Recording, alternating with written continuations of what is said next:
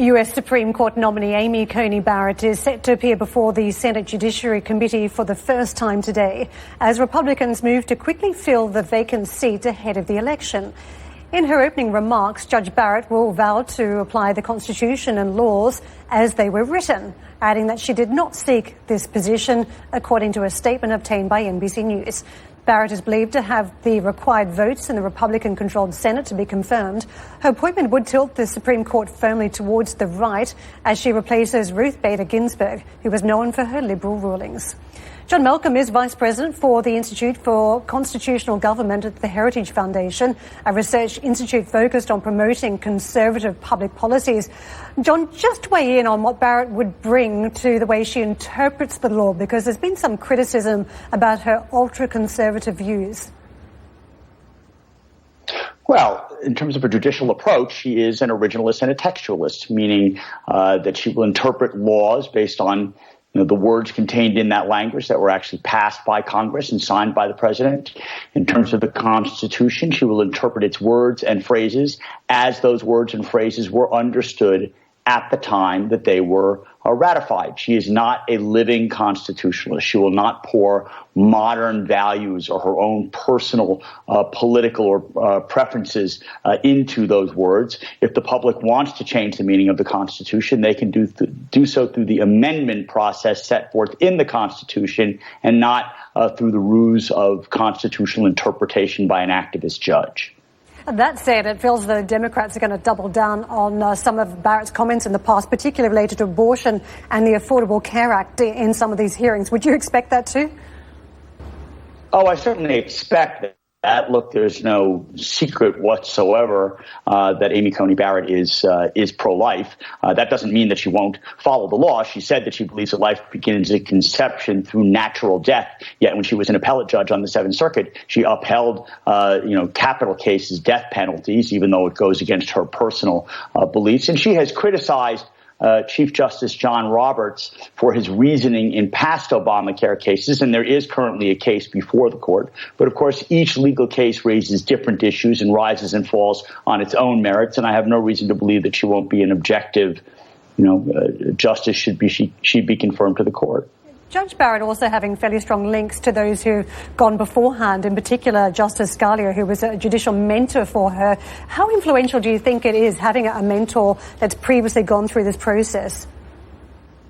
Well, she's gone through this process. She's been a judge on the Seventh Circuit Court of Appeals since 2017, and her confirmation hearing back in 2017 was somewhat contentious. Most famously, Senator Dianne Feinstein said that the dogma lived loudly within her, and there was another Senator, Dick Durbin, who asked whether she was an Orthodox Catholic. I think that backfired, because I think that Amy Coney Barrett handled those questions with tremendous grace, and she's been in the Klieg lights, I think, ever since. But there is something unique about a confirmation process to the Supreme Court.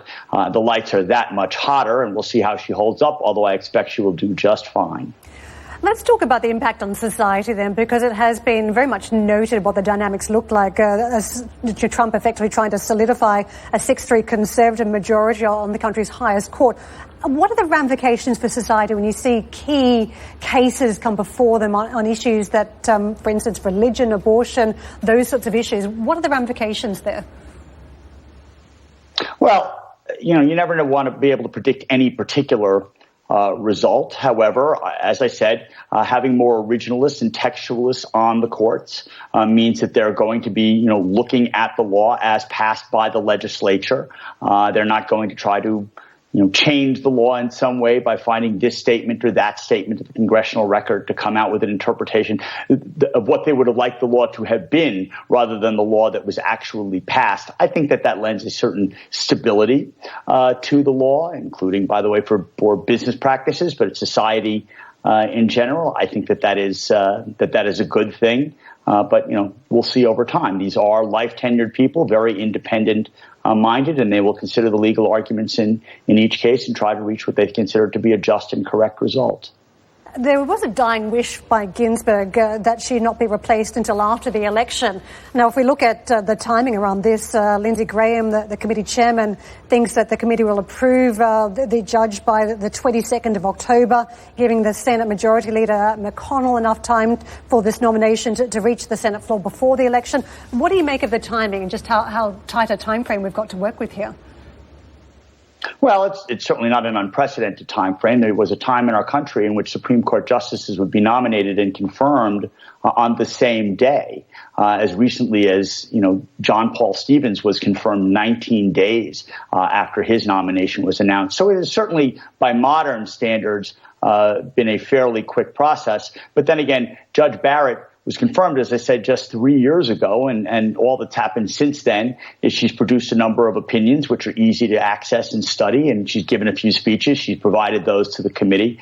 So they've had plenty of time to be able to evaluate her merits. Just touch on how COVID safe this hearing will be. I mean, there have been some concerns about whether this should be even held at all. You've got some of the members who tested positive less than 2 weeks ago. Kamala Harris herself will be attending the hearings remotely, which sends a message too after the plexiglass vice presidential debates we've had. How concerned are you that this whole process might be derailed anyway by the COVID concerns? Not really. I'm assuming that that medical professionals will deem the place safe.